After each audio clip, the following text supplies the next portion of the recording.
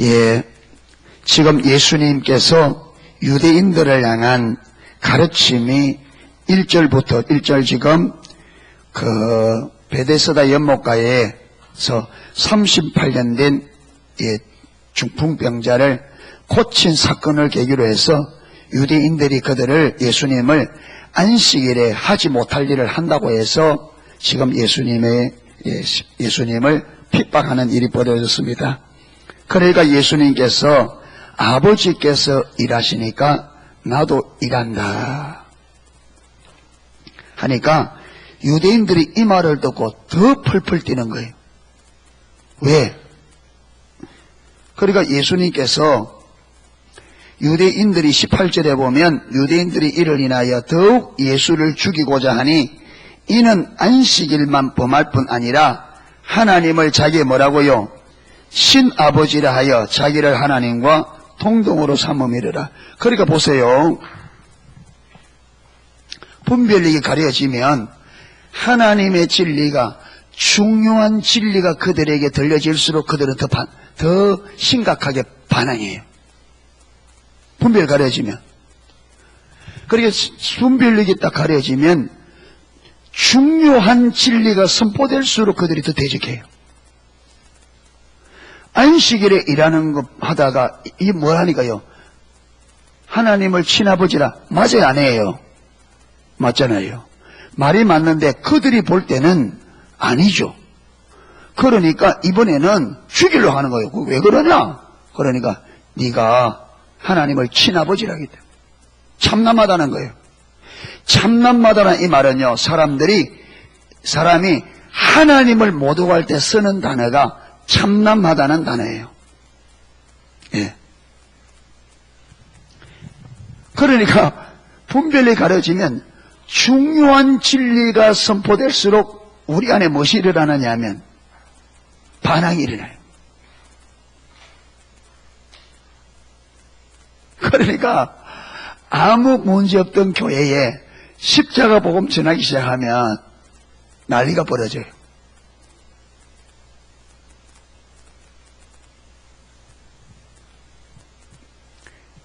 예, 포도나무 교회에 한 6년 이렇게 부목사님으로 있다가 지금 저 춘천에 가서 지금 개척가 목사님이 계신데 이분이 기장 쪽에서 개척교회를 했는데 한 3년 하니까요 30대 40대만 한 40명 정도 모이는 교회가 되는 개척교회가 30대 40대만 그게 대단한 거죠. 그렇죠. 아주. 그런데 이분이 십자가의 복음을 듣고 이렇게 전하게 된 거예요. 교회에서 십자가 복음을 전하니까 30대 40대 사람들이 10명 정도만 남기고 다 나가버린 거예요. 제가 그 말을 듣는데요 기가 막히더라고. 왜 기가 막히냐? 우리 교회는 그때에 평균 연령이 70세 가까이 되는 거예요. 우리 교회는. 그런데 30대 40대가 못 알아듣는 십자가 복음을 훨씬 나이가 많은 우리 교회가 어떻게 이걸 들을까 눈앞이 캄캄해지더라고. 아니 30대 40대가 이 복음을 이해가 안 돼서 40명 정도 나오는 교회가 진짜 변두리에 그냥 이런 사람들은요 또 옥수수 알빼 먹듯이 그냥 한 주 걸러 나오는 사람들 있잖아요. 그냥 오전에 못 나오고 저녁에 나오고 수요일 빠져먹고 주일 다면서 걸러 먹고 이런 사람들이 그게 십자가 복음이 뭔지도 모르고 그냥 어쩌다 나 들으니까 뭐 하는가 보다 이런 사람들만 남겨놓고 좀 열심히 내고 제대로 다 나가버린 거예요. 그러니까 제가 막 그 선물교가 얼마 안 돼서 그랬거든요. 예, 그러니까 좀 하다가 여주 목사님이 좀 같이 좀 사귀었으면 좋겠다. 이래서 포도나무 교회로 원래 영광교회 목사님이 했는데 포도나무 교회가 필요해서 영광교회 가려고 했는데 포도나무로 가게 됐어요. 그러니까 이게 깜깜한 거예요. 그래서 제가 고민한 게 뭐냐면 어떻게 이 연세 많은 분들에게 십자가 복음을 어떻게 전하면 이분들이 알아들을 수 있을까? 그래서 고민하면서 어쩌든지 이 십자가 복음을 쉽게 전하려고 애를 쓴 거예요. 알아들을 수 있도록 쉽게. 그러다 보니까 여러분, 이걸 내가 쉽게 전하려고 하다 보니까 내가 이해가 돼야 되잖아요. 이 복음을 어떻게 우리 연sem하는 분들이 알아들을 수 있도록 내가 전할까? 그걸 고민하면서 실험하면서 어쨌든지 이 말을 풀어서 어떻게든. 그런데 그게 하나님 보시기에 그게 어떤지 모르겠지만은요, 오래 하다 보니까 제게 덤으로 주어진 게 뭐냐면 십자가의 복음을 쉽게 사람들이 잘 이해되도록 전하는 요게 주어진 거예요. 그래서 제가 전하는 십자가 복음을 들으면 좀 쉽대요. 그래 들려요. 그런 것 같아요. 아니 우리 성도님들 말고 이게 참 명조시 이제 들으면 들으면 좀 쉽대요. 이게 믿거나 말거나예요. 아니 해보면 사람들이 이해가 쉽게 된대요. 왜 그러냐면 할머니들이 이해되도록 이렇게 십자가 보면 풀어서 그래 하니까. 그런데 아무도 그러죠. 예, 안 떠나가고 잘 붙어 있어요. 뭐 갈라켜도 뭐 촌에서 뭐 갈 데가 있어야지. 예. 어쨌든지 여기까지 온 게 참 하나님의 은혜입니다. 그랬죠. 예, 하나님 은혜입니다. 예, 포기하지 않고 은혜인데, 그러니까 보세요. 이거는요, 진리는 나이가 문제가 아니에요. 나이가 문제가 아니에요. 여러분, 일반적으로 보편적으로 50대가 넘어가면 훈련이 안 된답니다. 50이 넘어가면. 그래서 사랑의 교회 제자 훈련은요, 그 사랑의 교회에서는 50세가 넘어가면 그 제자 훈련을 훈련을 안 넣어준답니다. 제가 그 말을 들었거든요. 그래서 그런 거 보다 하고 있는데 이게요 진짜 그래요. 어떤 경찰이 하는 말을 내가 간접적으로 경찰이 하는 말을 들은 사람이 내게 이야기해 주는데 경찰들이 하는 말이 그랬대요. 50이 넘어가면 안 된대요. 30대 40대 이래. 20대는 또 혈기 많아가지고 가본 갖고 안 된대요. 20대는 잘못하잖아요. 그러면 20대는 이렇게 경찰이 가르쳐주면 젊은 혈기 안 된답니다. 이게 까불어 가서 안 된대 이게. 그런데 30대 중반 40대는 경찰들이 이렇게 가르치면 잘 받아들인대요. 그래서 인정을 하고. 그런데 50이 딱 넘어가면요 설명하면 알아듣는대요. 알겠다고. 그래서 집에 간대요. 그러면 조금 있을 때 다시 온대요. 내가 아무리 생각해보니까 내가 잘못한 게 없더래. 그래서 경찰이 또 이렇게 딱 설명해놓으면 그렇다고 알았다고 간대요.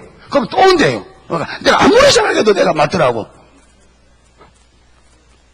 그러니까 이걸 받아들여서 옳은 것 앞에 자기를 내리는 이게 50이 넘어가면 안 되는 거예요. 이게 객관적으로 일반적으로.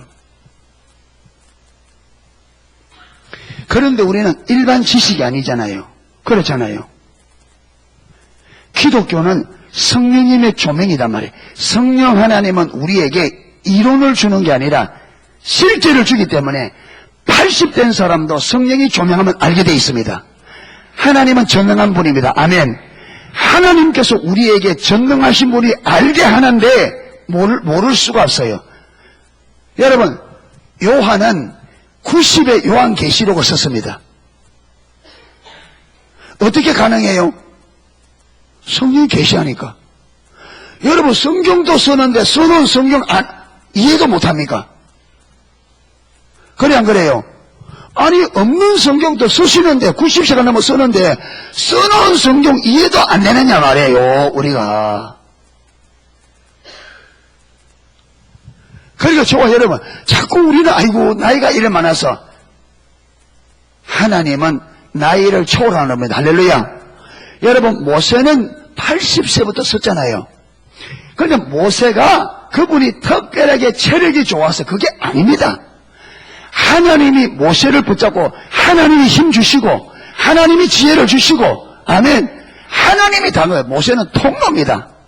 그렇기 때문에 저와 여러분의 나의 생명이 이 땅에서 끝나는 날까지는 포기하지 말자. 지속적으로 주님의 은혜를 구하고 주님께서 우리에게 계시하시고 깨닫게 주시도록 여러분 설 때마다, 그러니까 열정의 문제고 마음의 중심의 문제입니다. 할렐루야. 나이의 문제가 아니에요. 지식의 문제가 아닙니다. 바리새인들이 그렇게 똑똑해도 많은 지식이 있어도 하나님이 계시 안 하니까 돼요, 안 돼요? 안 돼요. 안 돼요. 그러는데 날 때부터 소경된 사람이 글자를 하니까 모르가 아무도 모르는데 주서 들은 소문 듣고 누구냐? 나사렛 예수라. 나사렛 예수의 나를 불쌍히 여겨주소서. 주님이 길에 지나가는데 시끌벅적 하니까 누구냐? 나사렛 예수가 지나간다. 그러니까 여러분 들은 그게 있어서 그 들은 것 하나 붙잡고 예수님에서 들은 소문 붙잡고 나사렛 예수의 나를 불쌍히 해달라고 여러분 중심으로 간절히 그분을 찾으니까 주님께서 불러오라. 뭘 원하느냐? 보기를 원하는다. 보기를 원합니다. 네 원하는 대로 되라. 아멘. 네 믿음대로. 기독교의 문제는 계시의 문제고 이 계시가 되기 위해서는 저와 여러분 마음의 열망입니다. 아멘. 하나님을 알고자 하는 생생한 갈증이에요. 진리를 알고자 하는 진리이신 그분, 살아계셔서 우리의 유일한 구원자가 되시고 유일한 주인 되시는 살아계신 그분을 만나기를 원하고, 제가 저번에 삭개오 이야기 했잖아요. 삭개오 이야기. 여러분 세리장까지 되었으니 세리들은 공식적인 죄인입니다. 그런데 얼마나 돈을 잘 뜯어냈는지 세리장까지 되었잖아요. 그래서 그는 부자라. 직분도 세리장 됐어요.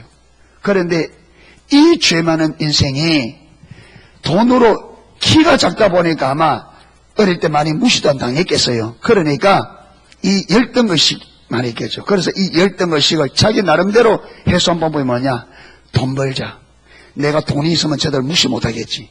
돈이 있으면 돈만 하면 돈이 행복을 주겠지. 그래서 여러분 세리장까지 되는 그렇게 악착같이 자기 백성들의 피를 빨아서 세리장까지 되었잖아요. 부자가 되었습니다. 그런데 돈 가지고 있으면 될 줄 알았는데 안 되잖아요.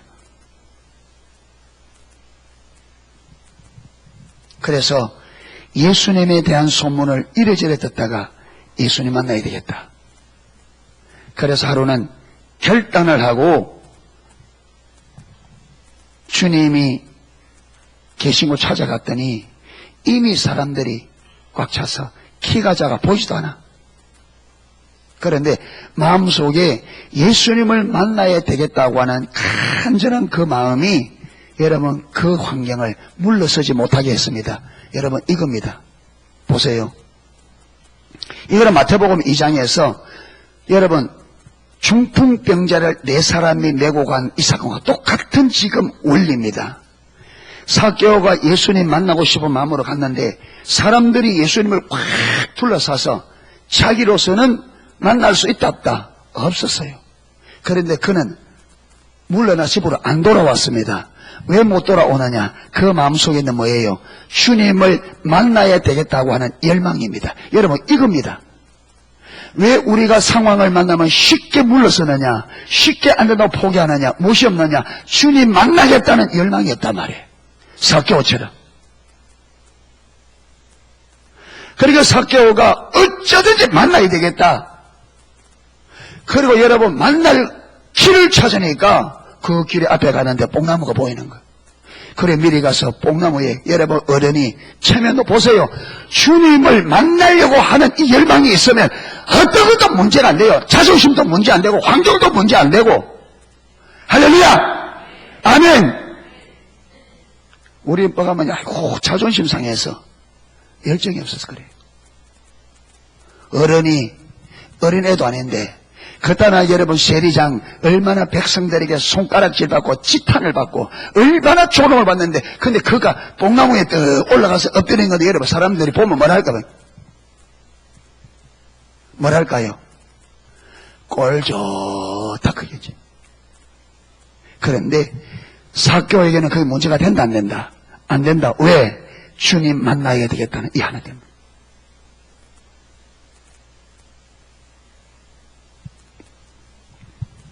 마태복음 2장에서는 중풍병자라는 사람이 주님이 집에 계실 때 가보니까 문 앞에 용신을 서 들어갈 수가 없어. 안 물러났습니다. 왜? 꼭 고쳐야 되겠다. 그렇게 고민하다 보니까 어떻게 했어요? 지붕을 올라가서 너무 지붕을, 여러분 지붕을 빵꾸 내면 주인이 가만히 있겠습니까?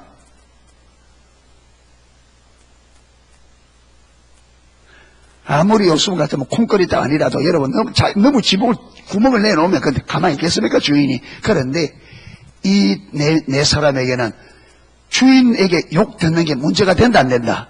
안 된다. 왜 그렇습니까? 고쳐야 되겠다는. 지금 어떤 관계인지 모릅니다.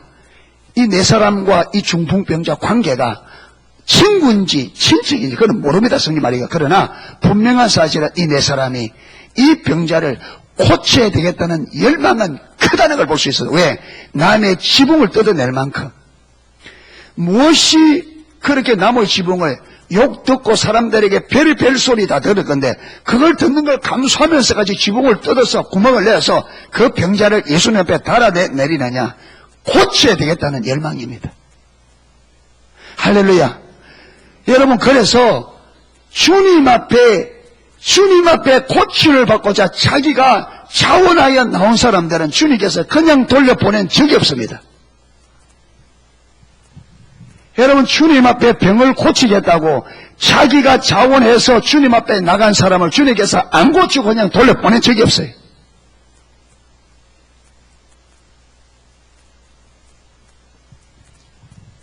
그러니까 왜 저와 여러분이 환경에 자꾸 주저앉고 물러서고 이런저런 것 때문에 자꾸 왜 막혀서 못 가느냐 하면 무엇이 없다.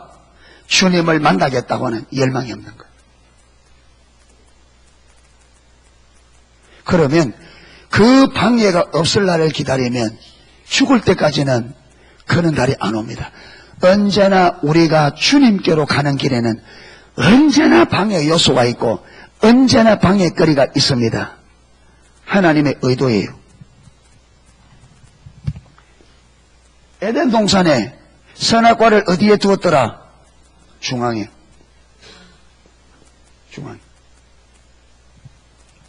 여러분, 하나님께서 이걸 저 모퉁이, 아담하고 잘 안 가는 저 모퉁이에 갖다 놓으면 유혹이 훨씬 적겠죠. 그런데 제가 이걸 보면서 뭐지 깨달았냐? 하나님은 우리에게 가장 강력한 유혹거리를 저와 여러분의 삶의 한복판에 딱 놔두었습니다. 그리고 뭐라 하느냐? 유혹받지 말라는 거예요. 유혹을 이기라는 거예요. 이게 하나님의 의도입니다. 광야는 원망 불평할 수밖에 없는 자리. 그렇게 원망 불평거리를 이스라엘 백성들이 어디에? 한복판에 딱 갖다 놓고는 뭐 하지 마라? 원망하지 마라, 불평하지 마라. 그러니까 유혹이 있다고 넘어지면 언제나 넘어집니다. 하나님 뭐냐? 저와 여러분의 삶의 한복판에 우리가 가장 넘기 어려운 유혹거리를 딱 주고 뭐라느냐? 유혹을 이기라는 거예요. 선악과를 보니까 아담과 보니까 어떻더라? 먹음직도 하고 보암직도 하고. 그러니까 이 과일이 보면 맛있어 보이고 그렇잖아요. 보기도 예쁘고. 그런데 여러분 이 선악과를 우리 좀 모개처럼 만들어 놓으면 유혹을 받을까 안 받을까? 보기에 맛없어 보이고. 여러분, 유혹이 안 될 걸 내 복판에 갖다 놓고 유혹 받지 마라 하면 말이 돼, 안 돼요? 유혹거리가 안 돼. 그러면 우리의 중심이 드러나요, 안 드러나요? 안 드러나지. 그러니까 우리에게 가장 강력한 유혹거리를 우리 복판에 딱 갖다 놓으면 이걸 선택하지 말고 나를 선택해라. 그래야 우리가 진정으로 하나님을 사랑하는지 안 하는지 우리 중심이 드러난단 말이에요. 그러니까 하나님은 저와 여러분에게 내가 가장 약한 유혹거리를 언제나 저와 여러분의 삶의 한복판에 갖다 놨습니다. 그리고는 그걸 이기기를 하나님은 열망하십니다. 그러니까 주님을 따라가는 데 있어서 내게 가장 강력한 유혹거리는 언제나 있다. 할렐루야. 여러분, 이 유혹거리가 있다고 넘어지면 평생 간다 못 간다? 못 간다. 이거 넘으면 또 다른 게 오고, 이거 넘으면 또 다른 거. 그래서 신앙생활은 유혹을, 여러분, 우리를 넘어뜨리는 요소들은 넘고 가는 거예요. 이기고 가는 길입니다. 할렐루야. 하나님 이거 없애주세요. 하나님이 의도적으로 갖다 놨다니까. 없애주세요. 이 말은 하나님 앞에 성립이 된다, 안 된다? 안 된다. 의도적으로 갖다 놨다. 네 중심이 뭘 원하느냐? 그걸 보겠다는 거예요. 네 마음이. 이야, 이 만만치 않습니다. 유혹거리 만만해요. 안 만만합니다. 그래서 믿음의 성격에는 여러분 내 전부를 거는데 그걸 어떻게 건다? 매번 믿음은 어떻게 올라가느냐? 믿음은요 이래 올라가요. 여기서 요래 올라가려면 지금까지 왔던 전부를 걸어야 요걸 넘어갑니다. 그러면 자라가요. 그렇죠? 그러면 요래 딱 갑니다. 가면 또 딱 막혀요. 유혹거리가 딱 온단 말이에요. 그러면 이걸 넘으려면 여기서 여기까지 왔는 전부를 걸어야 어떻게 됩니까? 이기고 올라갑니다. 그러니까 매번 믿음은 매번 나의 전부를 거는 겁니다. 그러니까 여러분 이 유혹거리가 강력한 거기 때문에 하나님이 나의 전부를 안 하면 이거 못 이겨. 조금이라도 마음이 나누어지면 이걸 붙잡게 돼 있어요.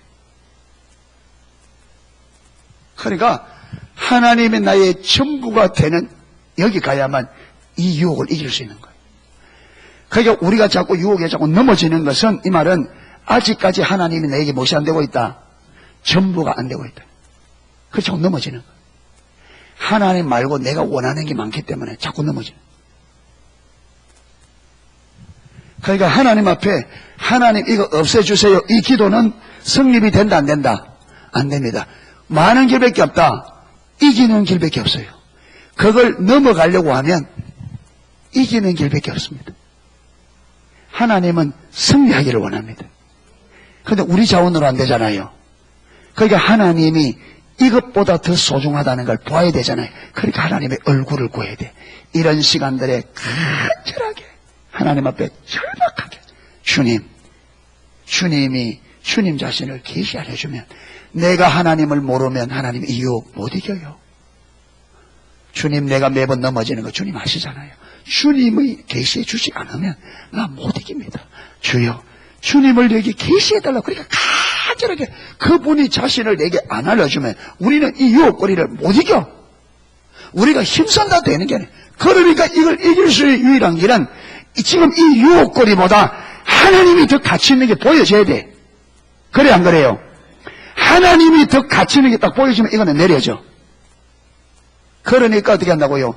하나님 아기를 간절하게 모든 삶의 모든 여러분 유혹거리를 죄를 이기는 유일한 길은 뭐냐? 하나님을 아는 겁니다. 할렐루야. 하나님을 알지 못하고 이 죄를 못 이겨요. 하나님을 알지 못하고.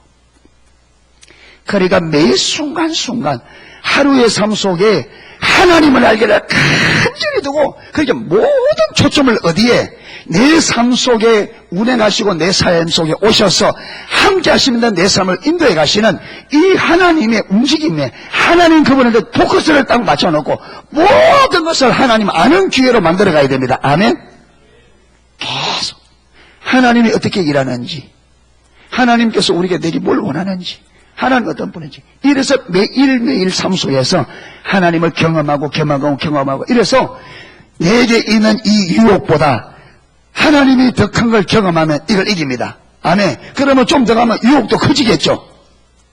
유혹도 커져요. 예.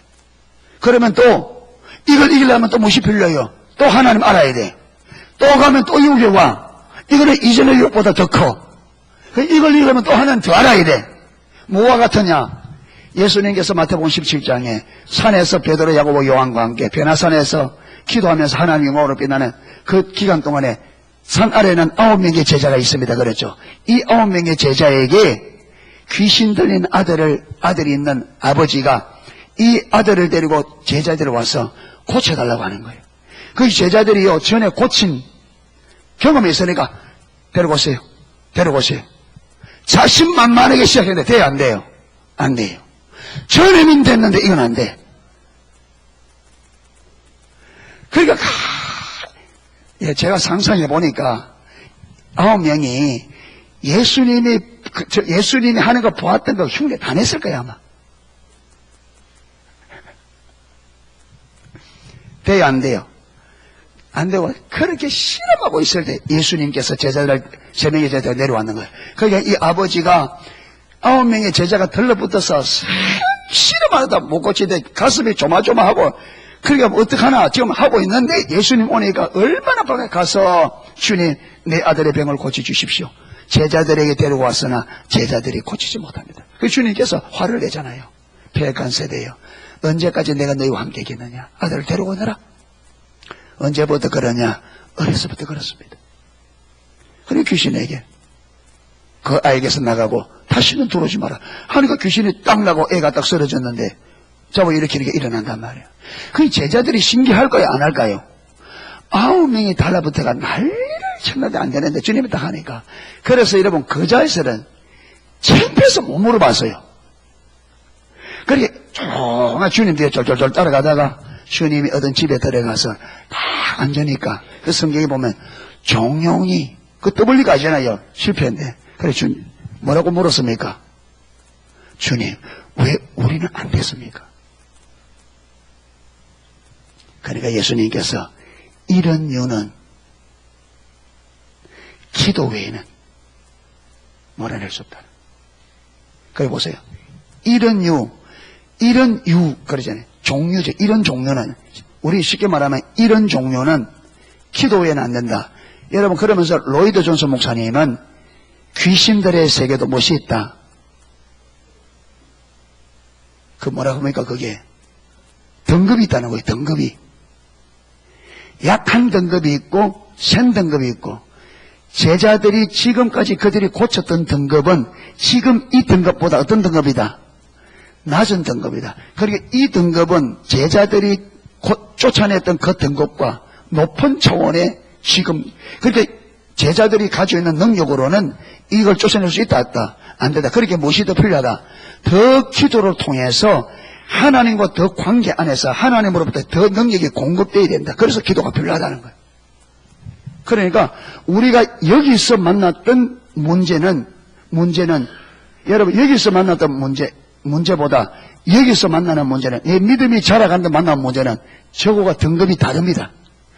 여기에서 이걸 해결하려면 저걸 해결할 때보다 더 큰 우리에게 무엇이 하나님을 실제적으로 아는 지식이 필요합니다.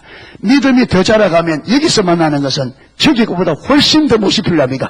하나님과의 관계가 더 필요합니다. 하나님의 능력이. 아멘. 그래서 하나님은 우리의 믿음이 자라도록 하기 위해서 뭘 둔다? 유혹거리를 계속 두는 내 삶의 중심에 자라가면 그게 맞추었어. 그래서 여러분 믿음이 자라가면 시험도 커가요. 하나님의 명령도 커집니다. 우리가 그러잖아요. 혜인이에게 아빠가 주문하는 것과 야가 5년 후에 내리는 것은 완전히 다릅니다.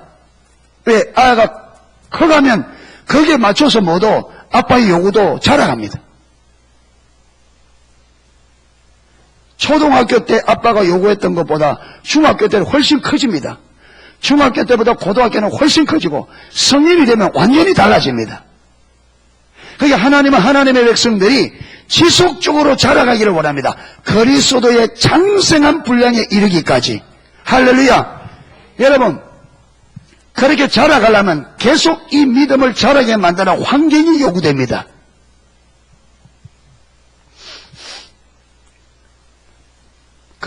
남자들 보디빌드 하는 사람들 봤어요? 보디빌드. 와, 근육 뿔뿔 나오는 거 있잖아요.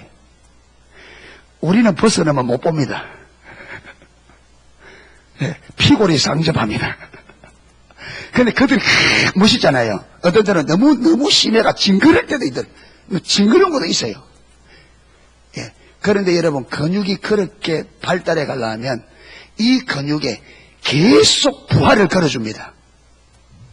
여러분 10kg짜리만 계속 들이면 힘만 늘지 어느 딱 가다가 10kg짜리 여러분 아령만 이게 도구만 서면 10kg짜리 서면 그 정도 근육이 딱 발달하면 더 이상 발달을 안 합니다. 그러니까 그 다음에 어떻게 돼요? 15kg를 올립니다.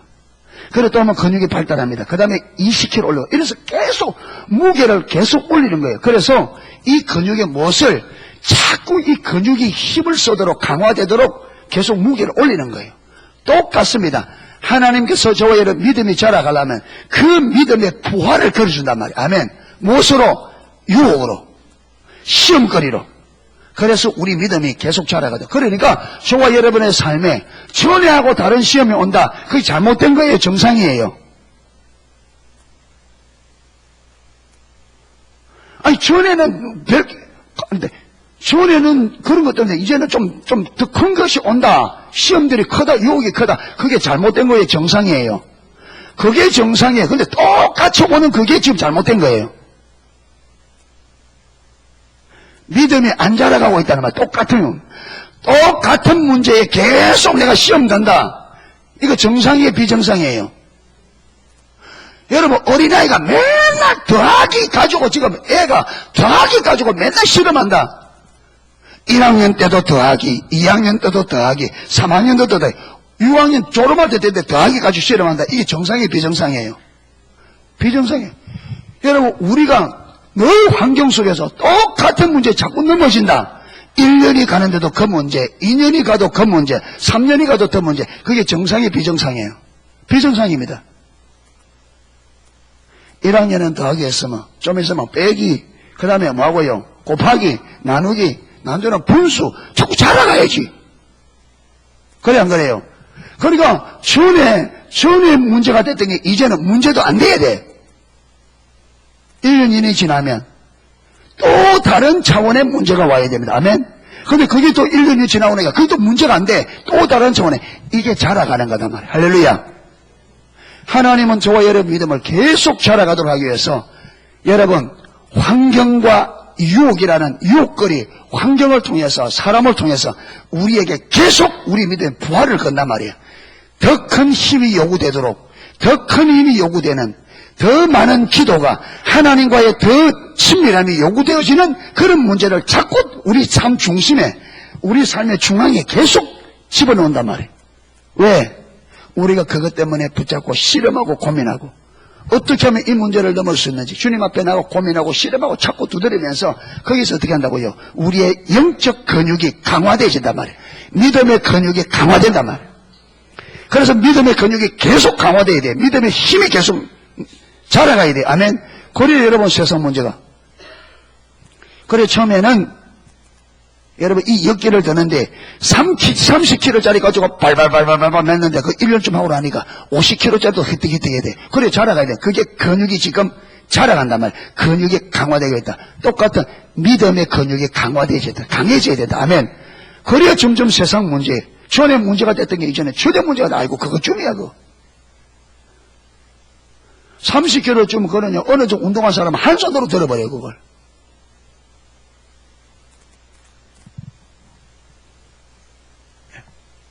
그렇게 자라가야 돼요. 아멘. 지금 아이고. 오늘은 예수님의 사역을 지금 설명하고 있습니다. 예수님의 사역을. 오전하고 좀 이렇게 매치가 되어지는데, 오전하고 매치가 되어지는데,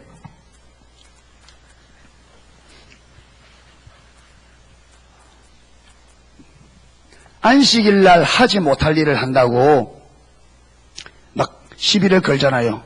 그러니까 예수님께서 아버지께서 일하시니 나도 일한다니까 이제는 아버지 하나님을 자기 친아버지를 한다고 막 핍박해 죽이려고 합니다. 이때 예수님께서 나는 스스로 아무것도 할 수 없다. 너희들이 나보고 자꾸 안식일을 병 고치고 한다고 자꾸 뭘 하는데 나는 스스로 아무것도 할 수 없다. 나는 아버지께서 행하시는 것을 보고 그와 같이 행한다. 이거는 내가 하는 일이 아니라 누가 하는 일이다? 아버지가 하는 일이다. 여러분 바리새인들이 유대인들이 이게 이해가 돼야 안 돼요? 분별력이 가려지면 참 골치 아파요, 이게.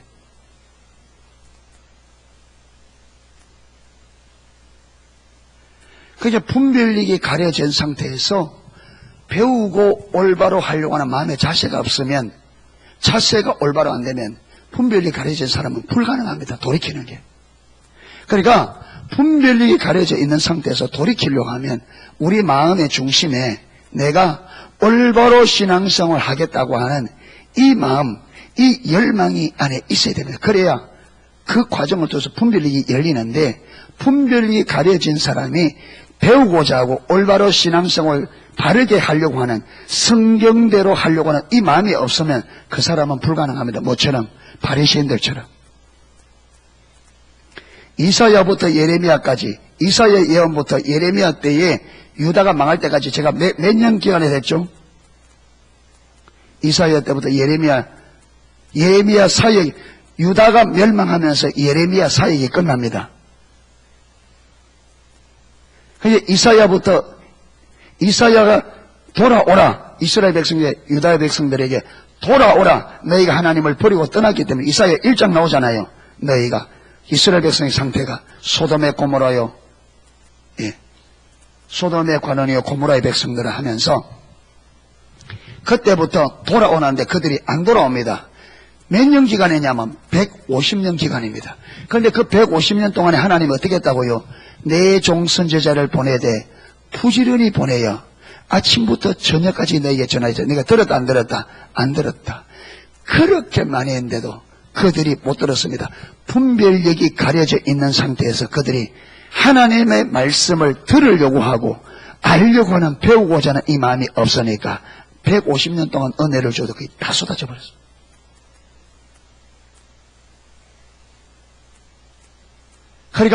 분별력이 가려져 있는 상태에서 살아날 수 있는 유일한 길은 뭐냐? 하나님의 뜻대로 살고자 하는 마음을 가지고 배우고자 하는 자세로 서는 겁니다. 나의 생각들 내리고, 나의 생각을 내리고.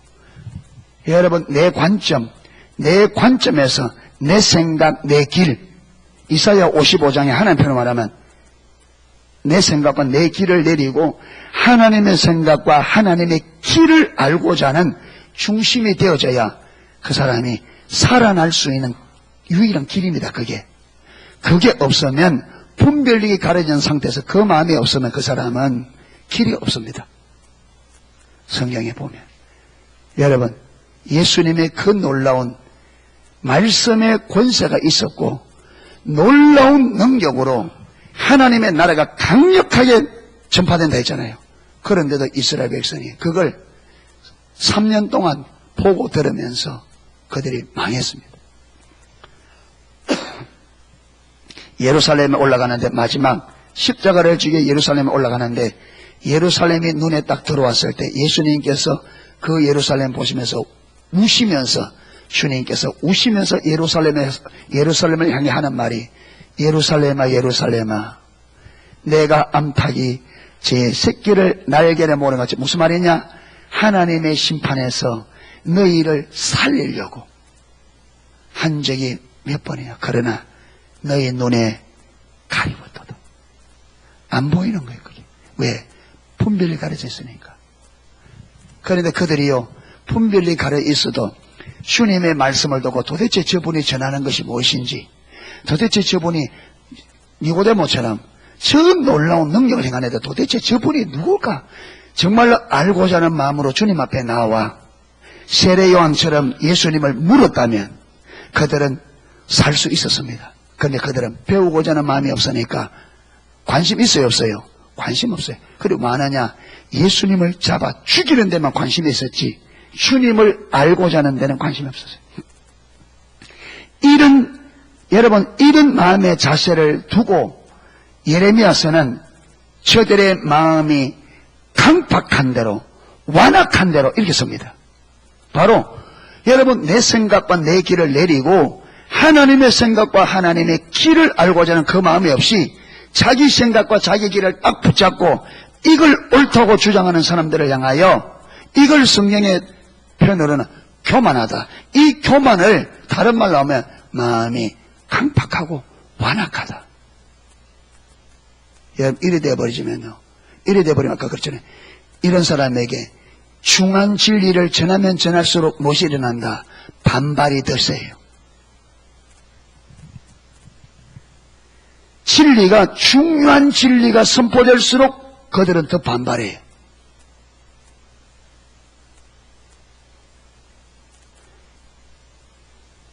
그래서요, 이 시대가 하나님의 백성들이 타락할수록 하나님의 메시지는 어떻게 되어진다? 강해져요.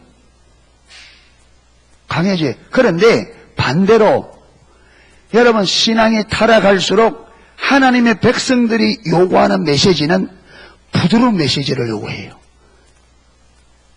강하기 싫어요. 참 아이러니죠. 그렇게 다른. 왜? 저들이 하나님을 너무 멀리 떠났기 때문에 하나님께서 강력하게 돌아오도록 촉구하는 거죠. 그런데 떠나 있을수록 하나님께 관심 없기 때문에 뭘 좋아한다? 부드러운 메시지를. 희생, 대가 안 치러도 되는 것처럼 전하는. 그래서 교회 오면 듣기 좋은 소리. 위로하는 이런 것. 전혀 마음에 부담이 없는 삶의 조정을 요구되는 그런 메시지는 싫어합니다. 그래서 여러분,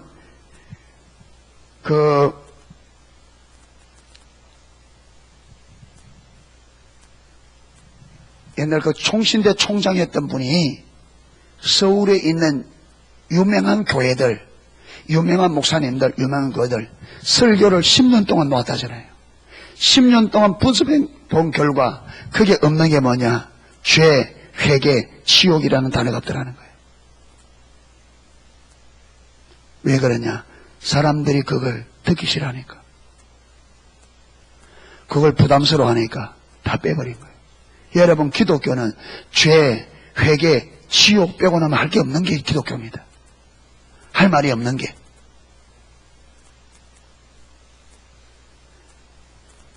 그러니까 폴 워셔 목사님이 여러분 5,000명의 중고등부를 모인 그 집회에서 설교한 설교 들어보면 그게 여러분 오래됐습니다. 그게 제가 동영상 볼 때에 그 설교가 오래된 설교를 동영상에 올려놓은 걸 제가 본 거예요.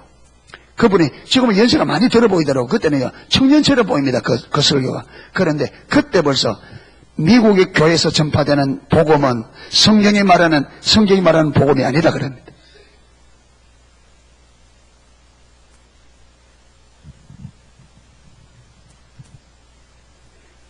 갈라디아서 1장에 바울이 거짓 사도들을 통해서 뭐라고 합니까?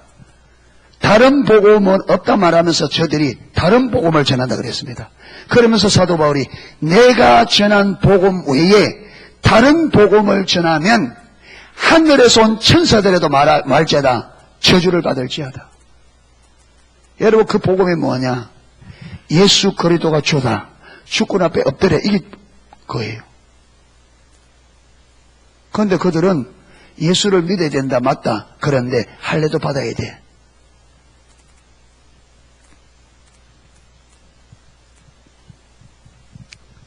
왜? 유대인들이 할례를 중요하게 여기니까. 그래서 사도 바울이 내가 할례를 거쳤으면 내게 핍박도 거쳤으리라. 그런데 저들이 할례를 전하는 것은 저들이 핍박을 면하려 함이라.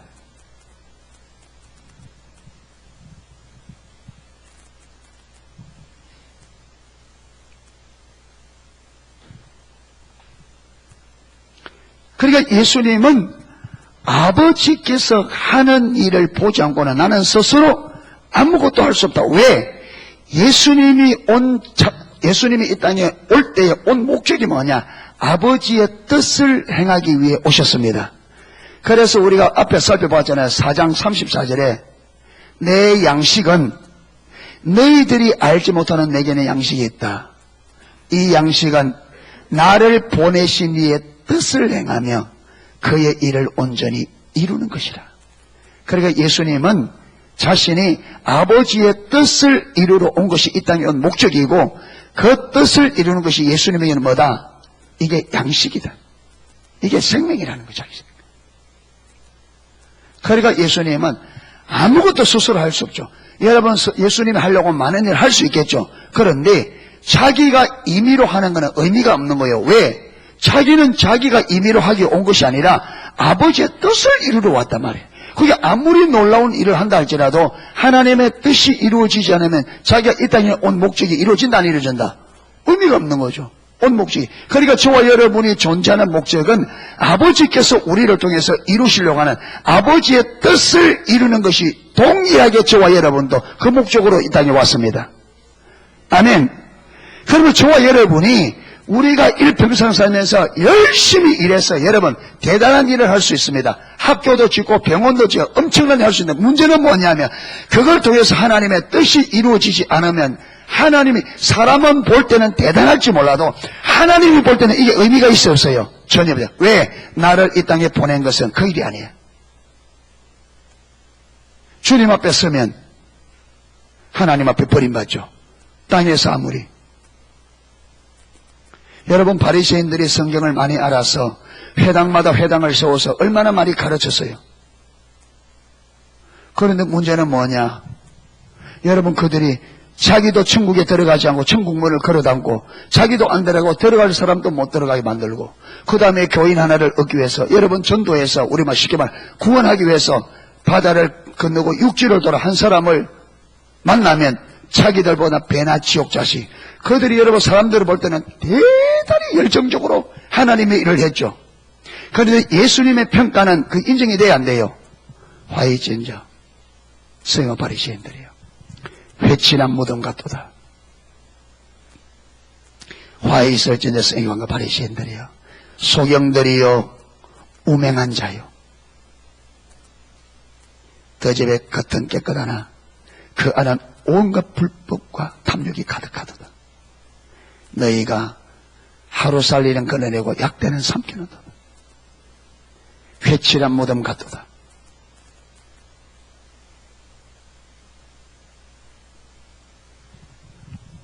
여러분 이 땅에 그저 하루 삼시세끼 밥 먹고 살아있기 때문에 나는 살아있다 이래 생각하면 육의 눈으로 사는 겁니다. 예수님의 눈에는 하나님의 뜻과 상관없이 사는 삶을 죽은 삶이라고 그랬습니다. 하나님의 계획을 벗어나면 하나님 볼 때는 죽은 거예요.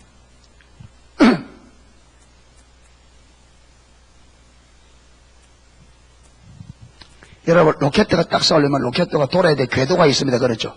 거기까지 딱 올라가야 되잖아요. 그래 딱 돕니다. 그런데 로켓대를 쏘았는데 그 궤도를 벗어나면 이 로켓대는 뭐한 거예요? 죽은 거예요. 제 기능을 못합니다. 쏘아 올릴 때 그 궤도에 가서 그 궤도를 따라 돌아야 이 로켓대가 지금 살아서 제 역할을 합니다. 아멘. 그런데 이게 그 길을 벗어나면 어디로 가쁜지 모릅니다. 제 역할을 못합니다. 우리도 마찬가지입니다. 하나님께서 우리를 이 땅에 딱 보낼 때 하나님의 길을 따라 우리가 살아야 됩니다. 그래야 그 삶이 살아있는 삶이고 그것이 하나님이 보내신 뜻을 이룹니다. 그런데 우리가 하나님의 길, 하나님의 궤도에서 벗어나 버리면 죽은 거예요. 끝난 거예요. 하나님에게 있어서. 아멘. 그러니까 하나님의 길을, 그래서 예수님께서 마태복음 13장에 헤롯이 예수님을 죽이려고 하니까 바리새인 중 하나가 와서 라피어 피하십시오. 헤롯이 당신을 죽이려고 합니다 할 때에 저 여우에게 가서 일러주라. 오늘과 내일은 내가 귀신을 쫓아내며 병을 고치다가 제3일에 완전하여지리라. 오늘과 내일과 모레는 내가 가야 될 길을 가야 하리니 이 선지자가 예루살렘 밖에서는 죽는 법이 없느니라. 무슨 말이냐? 아무리 헤롯이 죽으려고 해도 내가 가야 될 길은 나는 가야 된다.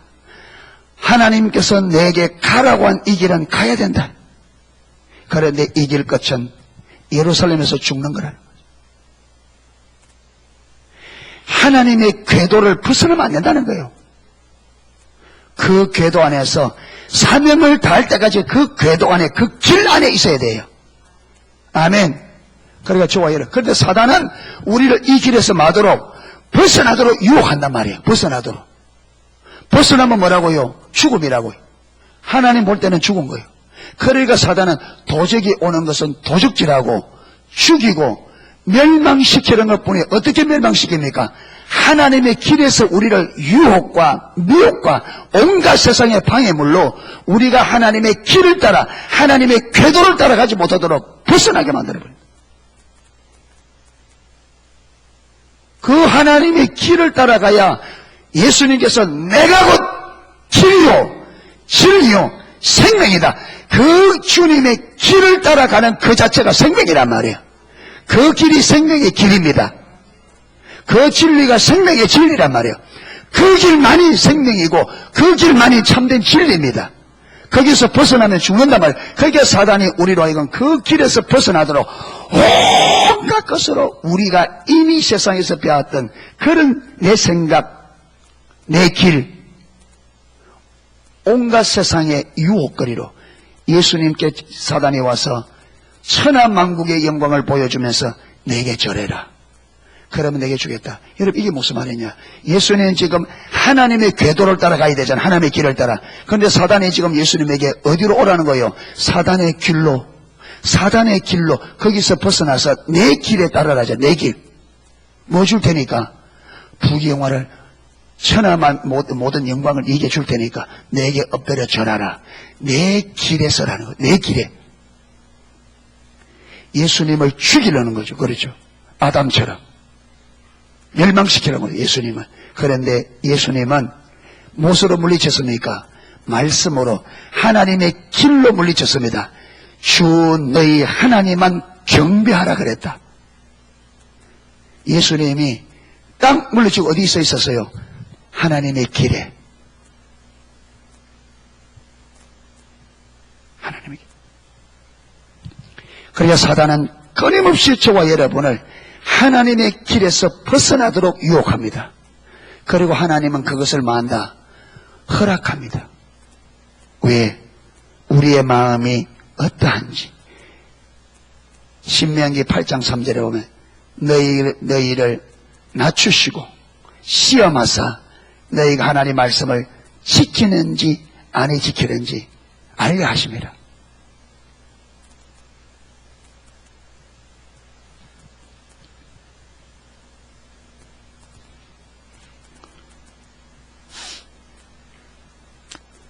그리고 20절에 아버지께서 아들을 사랑하사 자기 행하시는 것을 다 아들에게 보이시고 더 그보다 더 큰 일을 보이사 너희로 기 여기게 하시리라.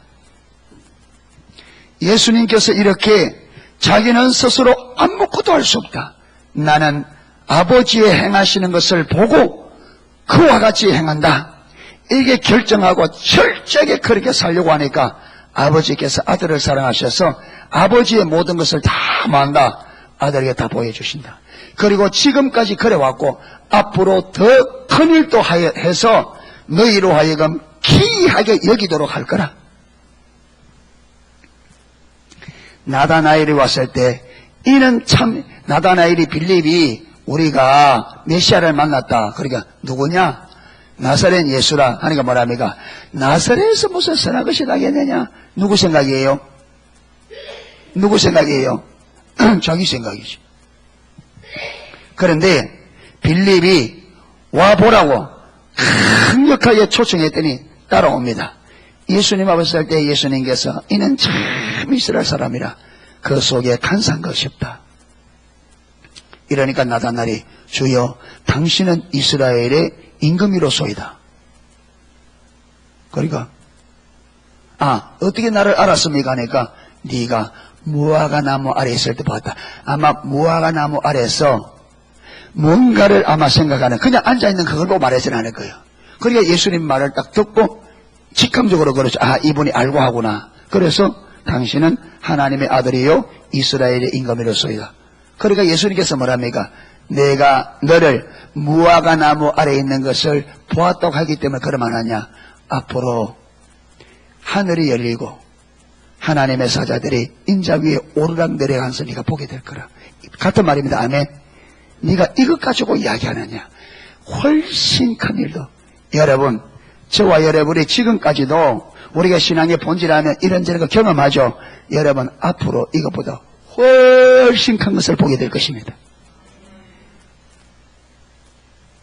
주님 안에 있는 자들에게 지금까지 했던 것보다 훨씬 행하사 우리로 하여금 기이하게 여기게 할 겁니다. 할렐루야. 그래서 우리가 예수님처럼 하나님의 길을 따라가는데 예수님처럼 전부를 걸고 여기서 벗어나면 죽음이다. 하나님의 길만이 생명이다. 아멘. 이 길만 있으면 예수님만 나의 생명이다. 그분만이 길이요 진리요 생명이고 그분만이 나의 가치고 그분만이 나의 힘이고 능력이고 그분만이 나의 보호하고 주님이 나의 전부가 되는 그 자리에 서기를 축복합니다. 그래서 이런저런 유혹이 오더라도 주님이 나의 전부인 것을 알아 담대하게 물리치고 예수님처럼 흔들림 없이 주의 말씀으로 물리치고 승리하는 저와 되기를 축복합니다. 예. 이래서 말 저와 여러분을 통해서 하나님께서 예수님을 통해서 그분의 뜻을 온전히 이룬 것처럼 저와 여러분 그리고 우리 농수교회를 통해서 그분이 이루어진 뜻이 온전히 이루어지되 하늘에서 이루어진 것처럼 이 땅에 이루는 그런 하나님의 동력자 하나님의 교회가 되기를 간절히 소망합니다. 우리 모두 다 그런 열망과 소망을 가지고 주님 따라갈 수 있기를 축복합니다.